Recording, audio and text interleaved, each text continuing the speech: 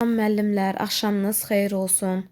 Mən bu gün MİQ və sertifikasiya bağça imtahanına hazırlaşan müəllimlər üçün mövzu 16, yəni uşaq bağçalarında təsviri fəaliyyətin təşkili metodikasından danışacağam. Mövzumuz çox maraqlı, eyni zamanda yadda qalan mövzudur. Sadəcə biraz uzundur.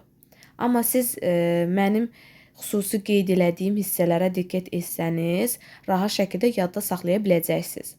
Demək, bağçada təsviri fəaliyyətin 4 növü keçirilir. Rəsm, aplikasiya, yapma və quraşdırma. Neçə növü keçirilir? 4 növü. Demək, biz başlayırıq rəsm fəaliyyətindən. Rəsm fəaliyyəti birinci kiçik qrupda başlayır. Demək, burada nələr əsas burada nələrə diqqət edəcəyik?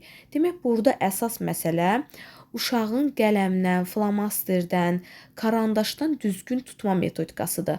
Yəni müəllim özü tutur, uşaqlar da onun qələmi, karandaşı, flomasteri necə tutduğunu izləyir və izlədikdən sonra onlar da onu təkrarlamağa çalışırlar. Burada təbii ki, uşağın kiçik motorikası inkişaf edir. Əsas məsələ onun kiçik motorikasının inkişaf elətdirilməsidir. Yəni, uşaq qələmdən, flomasterdən, karandaşdan tutmaqla onun barmaq əzəlləri inkişaf edir. Təbii ki, barmaq əzəlləri inkişaf etdiyi halda o digər fəaliyyətlərdə də rahat şəkildə istədiyi əmək fəaliyyətini həyata keçirdə biləcək. Demək, burada qələmdən, flomasterdən tutmaqdan ötürü bir sıra metodikalar qeyd olunur. Bunlar aşağıdakı metodikalardır. Demək, burada 3 barmaq texnikasıdır ki, uşaq karandaşı barmaqlarına alanda, 3 barmaqdan istifadə edir. Bir barmaq, baş barmaq yuxarıda qalır, üstdə qalır, digər barmaqlar isə altda qalır. Və bu barmaqları da inkişaf etdirməkdən ötürü bir sıra priyomlardan istifadə olunur. Bunlar məsələn, mum təbaşirləri xırda hissələrə parçalamaq, daha sonra parçaladıqdan sonra uşaq həmin o mum təbaşirləri 3 barmaqdan götürməyə çalışır. Bu zamanda uşağın kiçik motorikaları inkişaf edir. Yəni, o karandaş tutan 3 barmağı inkişaf edir. Daha sonra kiçik və qalın təbaşirlərdən istifadə edin. Bu da uşağın həm kiçik təbaşiri tutmaq və ya da qalın təbaşiri tutmaq üçün əlinin istiqamətini müəyyən edə bilir ki, daha qalın aça bilir, daha nazik aça bilir. Bu da kiçik motorikasının inkişafı deməkdir. Daha sonra rəsmi divarda və lövhədə və ya da maili səthdə çəkin. Bu zamanda uşağın biləyi yüngül geriyə əyilir. Bu da qələmi tutmaq üçün çox gözəl bir metoddur ki, uşağın biləyi əyilir və o hər istiqamətə əyilməsinə şərait yaradır. Bir növ elastiklik yaradır. Demək, birinci kiçik qrup nə oldu? Uşağa qələmi, karandaşı, flomasteri düzgün tutma metodikası. Və burada da düzgün tutmaqdan ötürü bir neçə priyom qeyd elədilər ki, bu priyomlardan istifadə etməklə uşağın kiçik motorikası inkişaf edir. Bu oldu birinci kiçik qrup. Gəlirik indi ikinci kiçik qrupa. İkinci kiçik qrupda isə müəllim uşaqlara əşyaları necə qavramaq lazım olduğunu öyrədir. Yəni, uşaq bir əşyanı 2 əli ilə tutduqda onu qavrayır. Yəni, onun formasını qavrayır ki, bu hansı formadadır? Burada əsas məsələlərdən biri əşyaları qavrama bacarığıdır. Yəni, uşaq əşyaya toxunur və onun formasını qavrayır.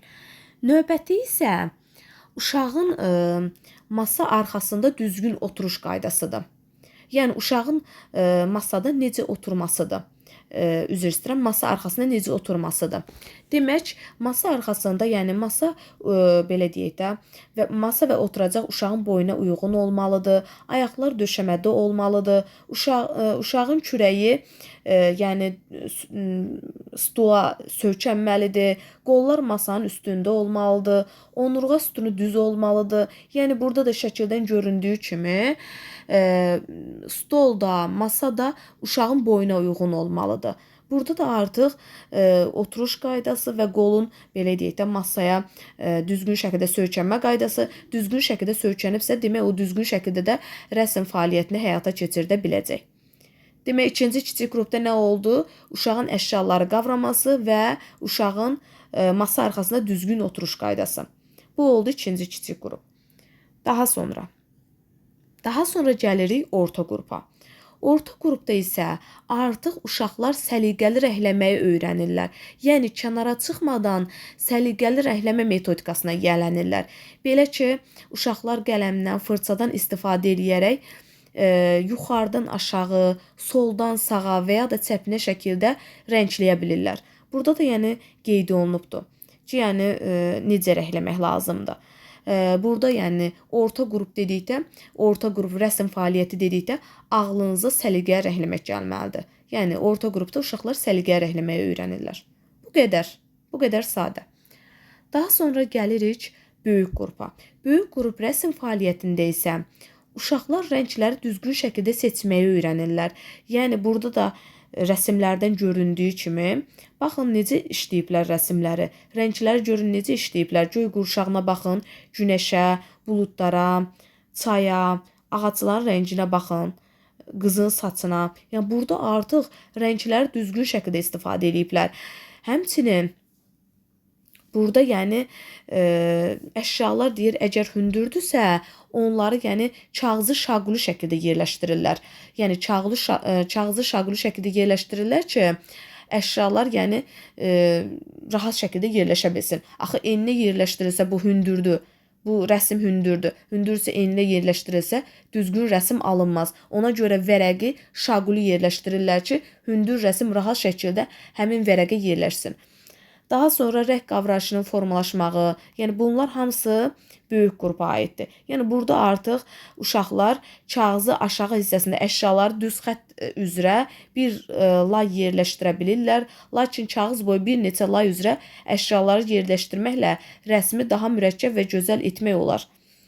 Daha sonra yəni düzgün şəkildə xəttləri belə düzgün şəkildə istifadə edirlər. Qalın xətti necə qeyd etmək lazımdır, nazik xətti necə istifadə etmək lazımdır. Yəni hamısını yerli yerində edirlər. Zaten yəni şəkilə, üzr istəyirəm, rəsmə baxsanız, yəni bu fərqi aydın şəkildə görə bilərsiniz. Daha sonra gəlirik məktəbə hazırlığa. Məktəbə hazırlıqda artıq bizə lazım olan məsələ texnikalardır. Yəni burada artıq qeyri-ənənəvi texnikalardan istifadə edirlər. Bu texnikalar hansıdır? Barmaq rəngkarlığı. Barmaq rəngkarlığı, yəni adından da göründüyü kimi, barmaqlardan və ovuc içindən istifadə olunur. Rənglər burada qatqısız olur və təhlükəsiz olur. Çünki barmaqdan istifadə edirlər. Əldən istifadə etdiklərinə görə rənglər təhlükəsiz olmalıdır. Çünki əldən istifadə edib hər hansı rəsmlər çəkirlər və ya da ovucdan istifadə edib rəsmlər çəkirlər. Ona görə rəsm, üzr istəyirəm, boya zərərsiz olmalıdır. Yəni bu texnika elə də çətin bir texnika deyil. Yəni burada rəsmlərdən də görürsünüz ki, barmağı belə deyək də barmaqdan istifadə edib rəsm çəkibdir. Digərində ümumiyyətlə əlindən istifadə edib rəsm çəkib və ya ovucundan istifadə edib rəsm çəkib. Yəni rahat şəkildə testlərdə qarşınıza çıxsa, yəni rahat şəkildə tapa biləcəksiniz. Yəni elə qeyri-adi çətin bir texnika deyil. Daha sonra gəlirik ştampik texnikasına. Bu ştampik texnikası hazır da satılır və ya da müəllimin özü də hazırlaya bilir. Belə ki, yəni müxtəlif yarpaqlar olsun, müxtəlif meyvələr olsun, tərəvəzlər olsun. İndi baxır da elə tərəvəzlər, elə meyvələr seçməlidir ki, burada artıq kəsim bilinsin və burada yəni uşaqlara təbii ki, əvvəlcə özü göstərir, daha sonra isə uşaqlar tətbiq edir. Yəni hər hansı tutaq ki, bir tərəvəzi kəsib və boyanı onun üstünə sürtür. Daha sonra isə kağıza yapışdırır. Kağıza yapışdırıb qaldırandan sonra həmin o belə deyək, ya tərəvəz olsun, ya meyvə olsun, onun izi düşür kağıza. Bu da təbii ki, ştampik texnikası adlanır. Uşaqlarda da yəni özü əvvəlcə icra edir. Uşaqlar da ona baxıb icra etməyə çalışırlar və həmin o texnikanı alındırırlar. Qeyd elədiyim kimi, yəni satın alma ştampiklər də var. Müəllimin özünün hazırlaya biləcəyi ştampiklər də var. Məqsəd yəni məşğələnin daha maraqlı keçməsidir. Daha sonra puantilizm texnikası var ki, puantilizm fransız dilində nöqtə deməkdir. Yəni burada əsas özəlliklərindən biri odur ki, təmiz rənglərdən istifadə olunur, rəng qarışımına yol verilmir. Rəsm nöqtələrlə çəkilir və rəsm çəkən zamanı qulaq çöplərindən istifadə olunur. Rəsm təbii ki, parlaq və aydın olur. Yəni burada da artıq rəsmdən də göründüyü kimi qulaq çöplərindən istifadə olunubdur. Amma sizə onu qeyd edeyim ki, bu puantilizm texnikası ilə barmaq rəngkarlığı biraz bir-birinə oxşuyur. Yəni rəsmdə onsuz siz onu seçməyə bacarmalısınız. Barmağı belə deyək də, barmaqdan istifadə edəndə barmağın üstündəki izlər, yəni də altındakı izlər kağıza düşəndə barmaqdakı o izlər düşür də. Yəni bilirsən ki, bu barmaqdan çəkilib və ya da ovucdan istifadə edəndə bilirsən ki, yəni burada ovucdan istifadə olunubdur. Adətən ovucu tutmaq olur, amma barmağı biraz çətin tutursunuz. Barmağı yenə də qeyd edirəm, barmağın izinə baxın. Yəni o rəsmə baxan zamanı barmağın izinə baxın, görün, barmaq izi varmı? Barmaq izi varsa demək barmaq rəngkarlığıdır. Yox, əgər barmaq izi yoxdur, yəni balaca-balaca nöqtələrdirsə, siz düşünün ki, bunu barmaqla etmək olmaz da. Demək ki, qulaq çöplərindən istifadə olunubdur. Hər hansı kiçik nədənsə istifadə olunubdur. Bu balaca kiçik nöqtələri necə barmaqdan istifadə edə bilərik ki? Təbii ki, burada qulaq çöplərindən istifadə olunur. Yəni düzdür, bu sadə rəsmdir. Elə rəsmlər var ki, bir-birinə oxşuyurlar. Yəni müəllimlər bunları ayırd etməkdə çətinlik çəkir. Ona görə yəni bu rəsmlərdə diqqətli olun. Daha sonra gəlirik monotipiya texnikası. Monotipiya texnikası çap qrafikasının xüsusi növlərindən biridir. Yunan dilində monos bir, tupos iz deməkdir. Demək ki, monotipiya texnikası İtalyan rəssamı Giovanni Castiglione'nin adı ilə bağlıdır. Yəni qeyri-ənənəvi texnikalar arasında xüsusilə seçilir. Yəni bu texnikaya baxdıqda, yəni bilmək olur ki, bu necə həyata keçirilir. Demək, vərəqə hər hansı bir rəsm çəkilir, daha sonra vərəq qatlanır, digər üzünə onun rəsmi düşür. Baxın, birində tündür, birində açıqdır. Yəni bilinir ki, bu rəsm qatlanıbdır, digər üzünə kopya kimi düşübdür. Bu arada qeyd edeyim ki, monotipiya texnikası ilə ştamping texnikasını bir-birinə bənzədirlər. Amma burada da müəyyən fərq var. Ştampingdə elə bilin ki, orijinal kimi düşür də, yəni hər hansı bir tərəvəz olsun, meyvə olsun, onun üzünə boya sürtülür, yapışdırılır, kağıza qaldırılır. Onun izi düşür. Amma burada kağıza yapışdırılır. Yəni daha doğrusu kağızda yəni çəkilir, sonra da qatlanır digər üzə. Digər üzə elə bilin kopya kimi düşür də, yəni. Burada yəni effekt alınır sanki digər üzdə. Vərəqə çəkilir burada. Yəni burada artıq çəkilir də, yəni. Bunu yəni mənə elə gəlir ki, fərqləndirə biləcəksiniz. Sadəcə diqqətli olmaq lazımdır. Daha sonra növbəti texnikamız kliaksografiya texnikasıdır. Bu texnikada göründüyü kimi biraz səliqəsiz bir texnikadır. Yəni kağızın bir tərəfinə bir damcı boya damızdırılır. Daha sonra kağız qatlanır və sığallanır. Açdıqdan sonra isə fırça ilə tamamlanır. Və ya da digər versiyada boya damızdırılır. Daha sonra isə kokteyl çöpü ilə üfürülür və boya belə deyək də kağız boyunca yayılır. Yəni bu formada da yəni həyata keçirmək mümkündür. Yəni baxın da bu formada yəni rəsm alınır. Biraz səliqəsiz görünüşü olan bir rəsm tipidir, amma yenə də maraqlı bir rəsm ortaya çıxartmaq mümkündür. Daha sonra fotokopiya texnikası. Fotokopiya texnikası şam və sabun parçası ilə çəkilən bir rəsmdir ki, şam və sabundan istifadə edilərək rəsm çəkilir, daha sonra isə üstündən boya gedilir və altdakı rəsm üzə çıxır.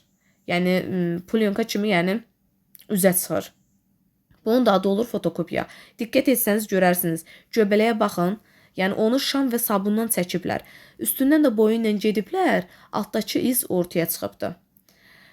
Daha sonra keçirik qrataj texnikasına. Bu qrataj texnikası nisbətən çətindir, amma ki bunu da yəni təşkil etmək mümkündür.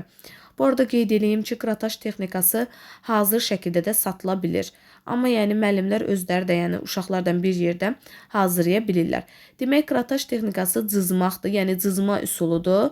Yəni cızma üsulu ilə tuş və tünd boyadan istifadə edərək qalın kağız və kardon üzərində rəsm çəkilir. Yəni kağız mum tabaşı ilə rənglənir, daha sonra isə tuş və qara quaşla örtülür. Bu quruyandan sonra üstündən taxta ilə cızılır.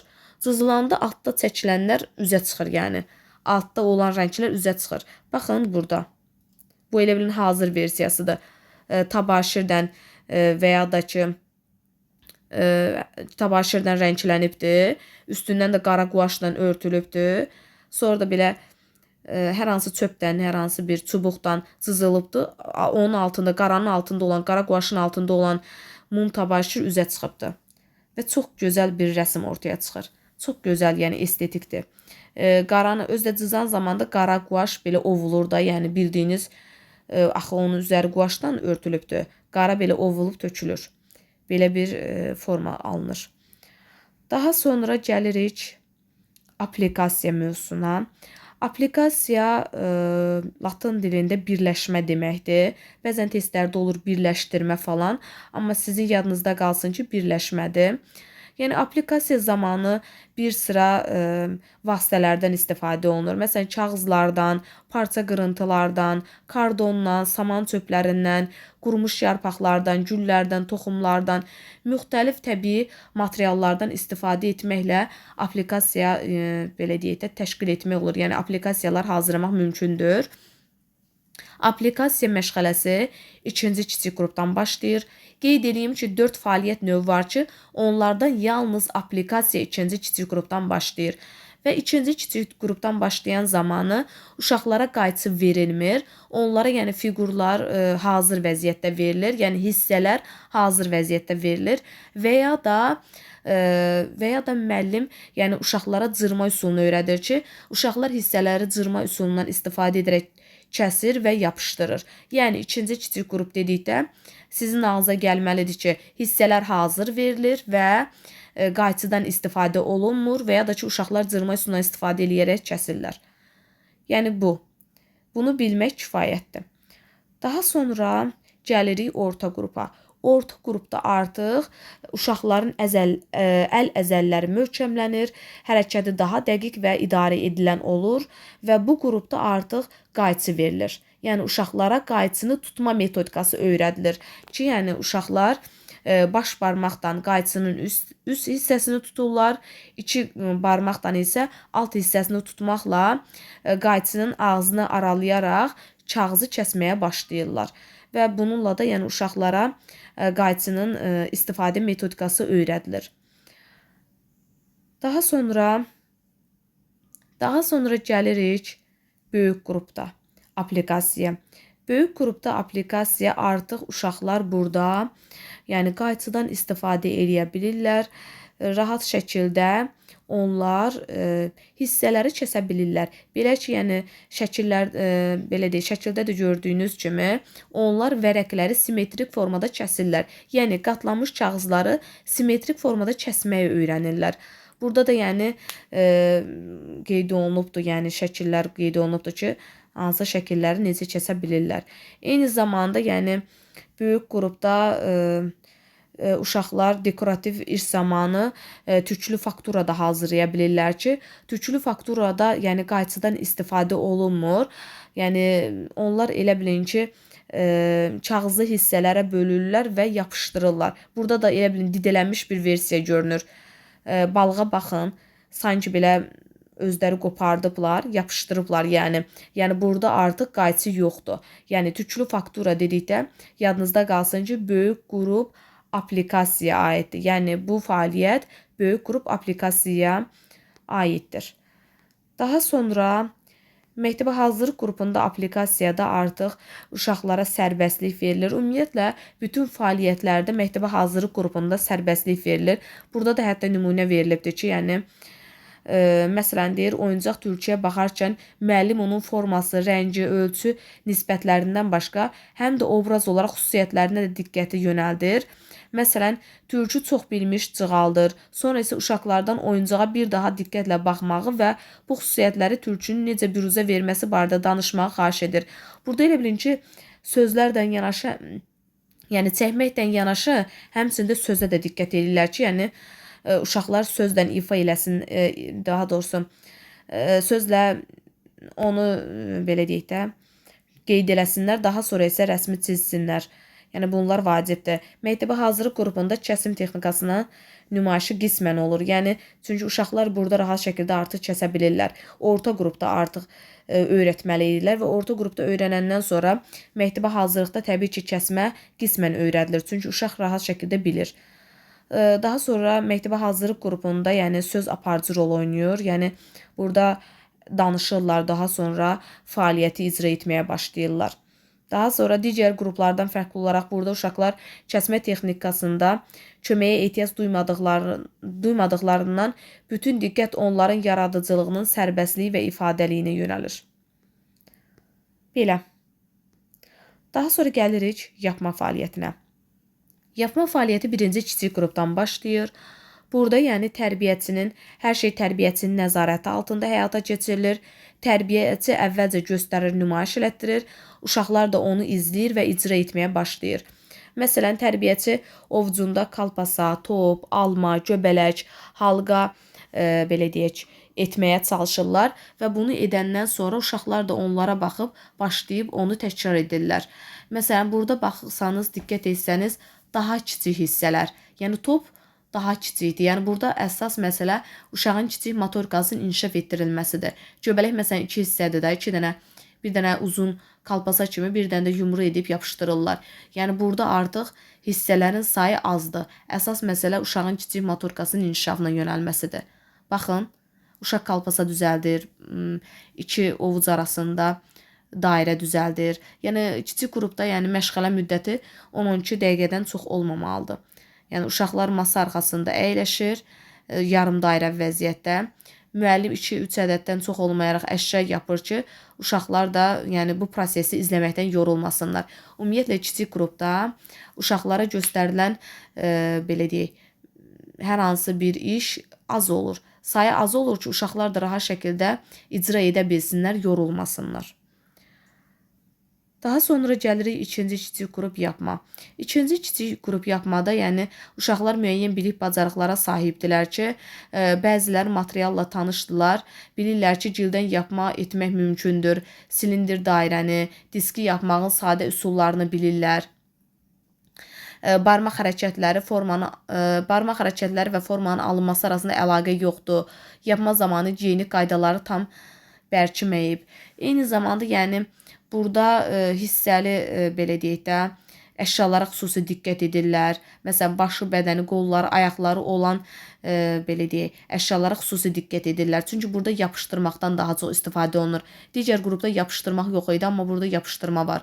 Ona görə bir neçə hissədən ibarət olan əşyalar xüsusi diqqət çəkir. Baxın, burada bir dənə böcək var. Böcəyin 8 dənə ayağı var. Görün, burada nə qədər hissə var. Ona görə yəni hissəli belə deyək, əşyalar xüsusi yer tutur. Obyektlər deyək. Daha sonra ikinci kiçik qrupda uşaqların müstəqilliyinin inkişafına hədəflənməlidir. Yəni uşaqlar nisbətən müstəqil olurlar. Burada müxtəlif peçenyelər hazırlayırlar, müxtəlif kök, müxtəlif kekslər hazırlayırlar. Yəni ki, artıq uşaqlar dolamağı, yəni sadə müxtəlif dizaynerlər verməyə yəni bacarırlar. Çox sadə də olsa edə bilirlər. Birinci kiçik qrupa nisbətən burada proses daha da dərinləşir. Daha sonra gəlirik orta qrup yapma. Orta qrup yapmada adətən rəsm şəkildən də göründüyü kimi burada da hərəkətli fiqurlara xüsusi diqqət edirlər. Məsələn, quşa baxın, quşun hissələrini yapışdırır və qeyd edirlər ki, quş dimdiyini aşağı edib su içir, quş dimdiyini aşağı edib yem yeyir. Bu da yəni quşun hərəkəti ilə bağlıdır ki, yəni uşaqlar həm onun hissələrini yapışdırır, həmçinin də hərəkətini qeyd edir ki, quş hərəkət edir. Bu da nədir? Orta qrup yapmadır. Daha sonra yəni, əsas məsələ hərəkətə yönəlir. Daha sonra gəlirik. Daha sonra bu arada qeyd edeyim ki, orta qrup yapmada azad mövzu xüsusi yer tutur. Belə. Daha sonra gəlirəm böyük qrupa yapmada. Böyük qrup yapmada, yəni uşaqların bilək sümüklərinin bərkimə prosesi başlayır. Kiçik və böyük əzəllər bərkir. Burada isə əsas proses nədən ibarətdir? İtin hərəkəti qeyd edir ki, deyir, uşaq elə bilir ki, it qaçır, yox, o qaçır, it də onun arxasınca qaçır. Burada baxın, itin hissələri birləşdirilir. Başı, ayaqları, quyruğu və burada artıq yenə də hərəkətliyə önəm verilir. Burada da itin yapması qeyd olunur. Və onu da qeyd edeyim ki, böyük qrup yapmada naturadan istifadə olunur. Bir də bunlara xüsusi diqqət edin. Daha sonra sujet üzrə yapmaq xüsusi öyrənmə priyomunu tələb edir ki, bu da böyük qrup yapmaya aiddir. Daha sonra gəlirik məktəbə hazırlıq qrupunda yapma. Burada isə azad mövzu, uşaqlar azad mövzu seçməyi öyrənirlər. Orta qrupda azad mövzu xüsusi yer tuturdu. Burada isə azad mövzu seçməyi öyrənirlər. Yəni istədikləri mövzunu seçə bilərlər. Yəni müəllim təklif verir ki, nə yapmaq istəyirsiniz? Uşaq özü müstəqil şəkildə istədiyini deyə bilir və istədiyini yapır. Daha sonra burada isə yəni daha çox hərəkətliyə önəm verilir. Burada məsələn adamın yəni xizəkdən sürünsməyi qeyd olunur. Məsələn xizəyi hazırlayır, adamın papağı, hissələri. Bunlar artıq nədir? Hissə anlayışı ki, burada artıq bir-bir bütün hissələri yığır. Bunlar hamısı məktəbə hazırlıq qrupuna aiddir. Məsələn, qızlar necə geyinir, oğlanlar necə geyinir, bu tipli təsəvvürlərə də malik olurlar. Yəni burada uşaqlara sujet üzrə yapmanı öyrədərkən müəllim bədi ədəbiyyatdan da istifadə edir. Təbii ki, buradakı hazırlanan fəaliyyətlər sujet üzrə olur, müəyyən sujeti olur. Daha sonra gəlirik quraşdırma fəaliyyətinə. Quraşdırma fəaliyyəti birinci kiçik qrupdan başlayır. Burada adətən birinci kiçik qrupda bloklardan istifadə olunur. Burada artıq şəkildə də göründüyü kimi üst-üstə qoymadan istifadə olunur. Yəni 1-2 kub və kərpici üst-üstə qoyaraq hər hansı belə deyək də pilləkən, maşın, belə deyək, yataq nələrsə hazırlaya bilirlər. Yəni məşğələnin mövzusuna daxil edirlər. Məsələn, bura baxın, burada bina tikiblər, qalaya oxşuyur. Burada artıq yəni üst-üstə yığaraq nələrsə hazırlayırlar. Yəni burada əzəllər o qədər də gücə düşmür. Qeyd olunduğu kimi 1-2 hissədən istifadə olunur. Baxın. Amma ikinci kiçik qrupda konstruktorlardan istifadə olunur. Yəni burada keçirtmələrdən istifadə olunurdu. Birinci kiçik qrupda keçirtmələrdən istifadə olunmur. Sadə şəkildə 1-2 kub və kərpici üst-üstə yerləşdirib. Amma ikinci kiçik qrupda burada tək üst-üstə yerləşdirmə yox, keçirtmələrdən də istifadə olunur. Təbii ki, keçirtmədə enerji tələb eləyir. Eyni zamanda burada artıq kub və kərpicilərin sayı artır. Burada artıq 4-5 kub və kərpicdən istifadə olunur. Yəni uşaqlar 4-5 kub və kərpici üst-üstə qoyaraq nələrsə hazırlaya bilirlər. Daha sonra gəlir orta qrup quraşdırma. Orta qrup quraşdırmada yəni uşaqlar artıq prosesləri mürəkkəbləşdirirlər. Burada yəni əsas məsələlərdən biri orqamidir. Yəni orta qrup quraşdırma dedikdə ağlımıza ilk gəlməli olan məqam orqaminin olmasıdır. Orqami yəni Yapon dilindən götürülmüşdür. Qatlanmış kağız deməkdir. Yəni onun yaranma tarixi Çinə gedib çıxır ki, Çində yəni ağ kağız incəsənəti adlandırırlar. Yəni onun əsas məsələsi ona heç nə əlavə etməmək, heç nə çıxarmamaqdır. Yəni orqamidə yəni qayçıdan istifadə olunmur. Yəni sadəcə qatlamadan istifadə olunur. Hətta o dövrdə yəni Freiberdə yəni uşaq bağçalarında uşaqların zehni yaradıcılığını, intellektini inkişaf etdirmək üçün yəni orqami təklif etmişdi. Bu da təbii ki, uşaqlara həndəsə qaydalarını öyrətmək məqsədi daşıyırdı ki, yəni burada kağızı müxtəlif hissələrə qatlamaqdan həndəsə fiqurlar yaranır. Bu zaman da tərbiyəçi həmin orqamini açan zamanı uşaqlara hansı fiqurların olduğunu göstərə bilirdi. Belə, eyni zamanda yəni orta qrup quraşdırmada təbii materiallardan da istifadə olunur ki, məsələn, burada yəni görürsünüz ki, şam qozasından istifadə edərək toz quşu hazırlayıblar. Yəni müxtəlif keçirmələrdən istifadə edərək müxtəlif əl işləri hazırlaya bilirlər. Daha sonra gəlirik böyük qrupa. Böyük qrupda artıq uşaqlar yəni həcmli əşyaları yavaş-yavaş sxemlər əvəz eləyir. Daha sonra burada quraşdırmada yəni 3 maşın yerləşən qarac, 2 mərtəbəli eyvanlar hazırlayırlar. Daha sonra konstruksiya üstünlük verirlər. Məsələn, təkərlər, açılıb bağlanan pəncərə, yəni hərəkətli əşyalara daha çox üstünlük verirlər. Daha sonra gəlirik məktəbə hazırlıq qrupunda quraşdırmaya.